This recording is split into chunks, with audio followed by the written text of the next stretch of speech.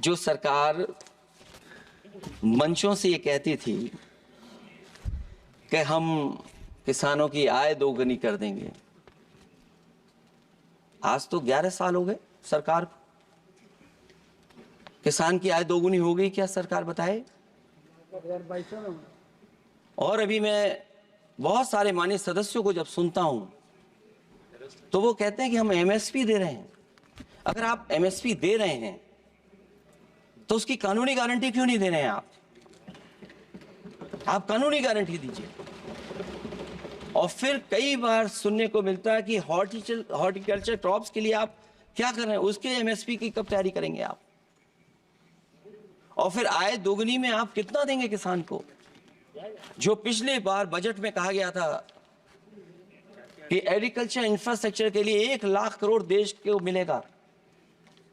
अगर 1 लाख करोड़ देश को मिला होगा एग्रीकल्चर इंफ्रास्ट्रक्चर को, तो कम से कम यूपी का शेयर कुछ तो रहा होगा। सभापति महोदय, सरकार ने अगर एक भी मंडी बनाई हो तो बता दें।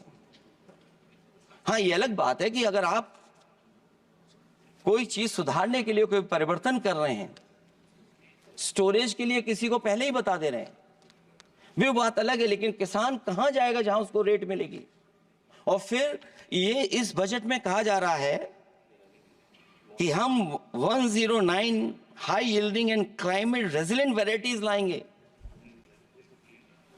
तो सभापति महोदय, हम अपने माननीय मंत्री से कहेंगे कि वो ग्लोबल वार्मिंग के लिए जो आप काम पिछले कितने वर्षों से कर रहे हैं, क्या हुआ उस ग्लोबल वार्मिंग का? COP21 में भी आप हुआ है, G20 में भी आपने आश्वासन दिया और कुछ नहीं किया। तो आपको क्या लाना पड़ रहा है? 109 high yielding and climate resilient varieties. आप मुझे बताओ किसान पर कब तक पहुंचाओगे आप? और उसको पहुंचाने के लिए आपके पास क्या इंतजाम है? और फिर दूसरे पैराग्राफ में फिर बदल जाते हैं आप। अभी आप बात कर रहे हैं रेजिलिएंट वैरायटीज की और फिर आप कह रहे हैं कि हम नेचुरल फार्मिंग को बढ़ावा देंगे। सभापति महोदय, इस सरकार बताए कि रेजिलिएंट क्रॉप सीड्स कब तक पहुंचा देंगे, उससे लाभ किसानों को कैसे मिलेगा? और फिर नेचुरल फार्मिंग जो अभी भी कर रहा है किसान कई जगह पर, उसके लिए क्या अलग से पैकेज है आपके पास बजट में? आपने तो केवल सभापति महोदय एक चीज सीखी है पार्ले जी बिस्किट से, महंगाई और मुनाफा। इस सरकार ने 10 साल में डीएपी की बोरी को, खाद की बोरी को छोटा कर दिया। इससे और ज्यादा छोटा मत करना आप। और आपने डीएपी, जब किसान डीएपी लेने गया तो सरकार ने कहा कि बिना नैनो यूरिया के आप नहीं मिलेगा आपको। मैं सरकार से जानना चाहता हूं कि नैनो यूरिया से क्या लाभ पहुंचा है किसानों को, ये बताइए। नैनो यूरिया से क्या लाभ पहुंचा है सरकार बताए।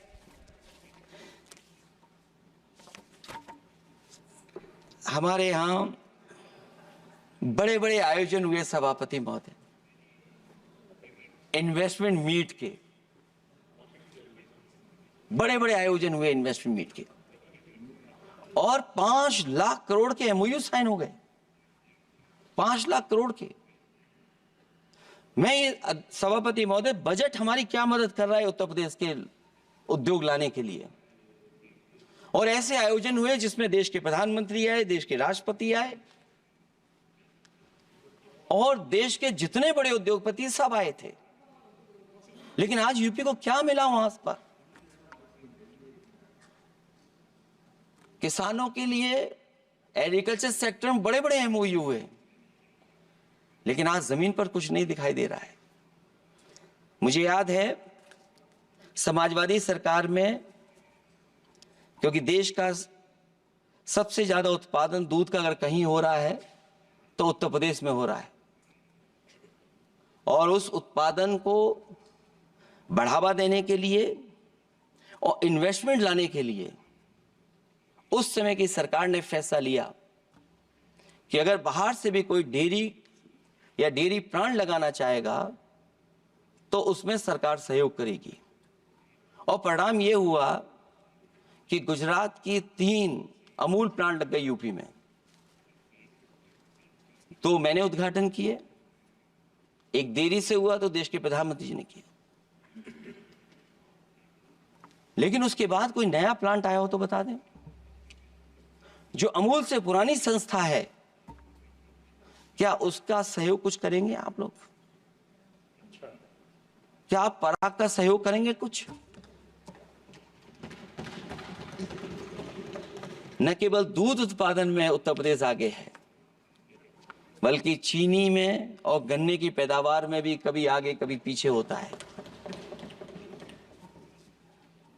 किसानों को भरोसा दिलाया गया था कि उनकी भी आय दोगुनी हो जाएगी, उनको भी बहुत सुविधाएं दी जाएंगी, बिजली फ्री दी जाएगी। सभापति महोदया, उन्हें फ्री बिजली नहीं दी सका। ये आश्वासन था आपका। और आज अगर उत्तर प्रदेश पिछड़ इसलिए रहा है क्योंकि सबसे महंगी बिजली अगर कहीं कोई पा रहा है तो उत्तर प्रदेश पा रहा है। और मुझे याद है, क्योंकि बात ये मुझे इसलिए कहना चाहिए, बीजेपी के एक विधायक जो सबसे बुजुर्ग थे, वो देश के प्रधानमंत्री जी के क्षेत्र में बिजली 24 घंटे आए, उसके लिए वो धरने पे बैठ गए थे। वहां के अधिकारियों ने कहा कि बुजुर्ग हैं, इनका स्वास्थ्य बेहतर नहीं है, इनका धरना आप उठवा दीजिए। मैंने सभापति महोदय उनको बुलाया, मैंने उनकी बात सुनी।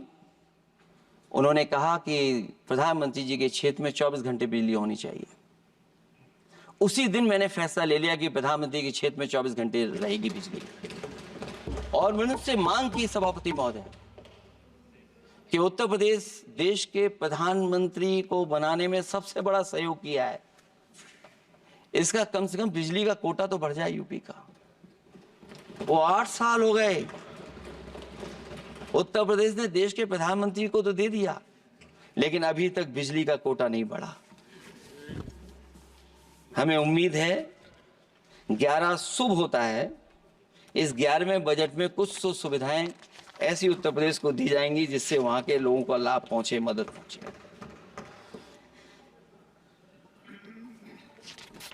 जहां किसान आत्महत्या कर रहा है, और पिछले 10 साल में सरकार जानती होगी कि कितने किसानों ने आत्महत्या की है, लाखों लाख किसान आत्महत्या कर चुके हैं। जहां किसान तकलीफ और परेशानी में है, वहीं सबसे ज्यादा अगर संकट किसी चीज पर आया तो वो नौकरी पर आया है, रोजगार पे आया है। जब सरकार का बजट मैं पढ़ता हूं तो जो स्कीम्स लाई जा रही हैं उसमें, क्या ये स्कीम नौजवान को पक्की नौकरी दिलाएगी? क्या इन स्कीम से 5,000 रुपए देकर के आप नौजवान का भविष्य बनाना चाहते हैं? आप क्या दे रहे हैं आप? और मुझे तो ये लगता है कि जो वर्क फोर्स आप बना रहे हैं ट्रेनिंग देकर के सरकार के पैसे से, अंतोगत्वा इनको भी एक्सप्लॉइट वही लोग करेंगे, उद्योगपति। आखिरकार जब इतनी टेक्निकल, इतनी ट्रेंड फोर्स होगी, तो आप ये मुझे बताइए कि उसके भविष्य क्या होगा। अगर इतने बड़े पैमाने पे आप ट्रेनिंग करा रहे हो, सरकार का बजट उसमें खर्च हो रहा है, तो सभापति महोदय उनका भविष्य क्या होगा? 5 साल के बाद। और जो अग्निवीर वाली नौकरी है, सभापति महोदय, कोई भी नौजवान जो फौज के लिए तैयारी करता है वो कभी स्वीकार नहीं कर सकता। जब पहली बार ये स्कीम आई थी अग्निवीर, उस समय बड़े बड़े उद्योगपतियों से ट्वीट कराया गया था कि अग्निवीर से अच्छी कोई योजना नहीं है, इनको हम नौकरी दे देंगे, हम अपने यहां रख लेंगे।